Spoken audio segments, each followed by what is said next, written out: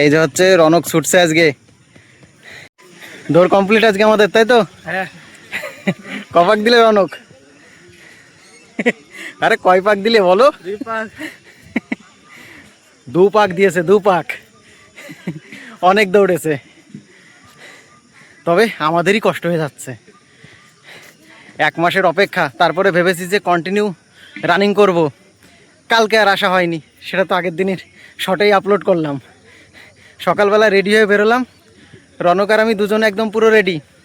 আর এই পাবলিক ঘুমের তাই উঠিনি। তারপরে যাও একটু রেডি হবে, বাইরে তাকায় তাকায় দেখে আকাশ পুরোই অন্ধকার। অনেকটা রনকের জীবনের মতো। আমারও ক্যামেরা এটাই তুখোড়, একদম একের ক্যামেরা। খুব ভালো ক্যামেরা। রনক দৌড়াবা নাকি আরো? আর হবে না? আরে হবে হবে, এরপরেও এখনো 2-3 পাক হবে। এখনো কালকের দিন বাকি আছে। কালকের দিন বাকি আছে, কালকে আবার হবে। তবে বন্ধুরা, এই মাঠে প্রচুর মানুষ দৌড়াতে আসে। কেউ বেঙ্গল পুলিশ, কেউ এসএসসি জিডি, আবার অনেকে আছে এমনি ফিটনেসের জন্য এই মাঠে কন্টিনিউ দৌড়াতে আসে। এই যে হচ্ছে রনক ছুটছে আজকে, দারুণ স্পিড, দারুণ।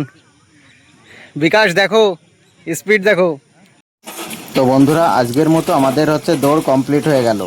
আর এখন দৌড় কমপ্লিট করেই মাঠের সাইডেই হচ্ছে একটা কল আছে, কলে হচ্ছে হাত পাওটা ধুয়ে নিচ্ছি। আজকের দৌড়ে মানে খুব একটা বেশি এনার্জি খরচ হয়নি, কারণ আজকে খুব একটা বেশি জোরে দৌড়াইনি, নর্মালভাবেই আমরা দৌড় প্র্যাকটিস করেছি।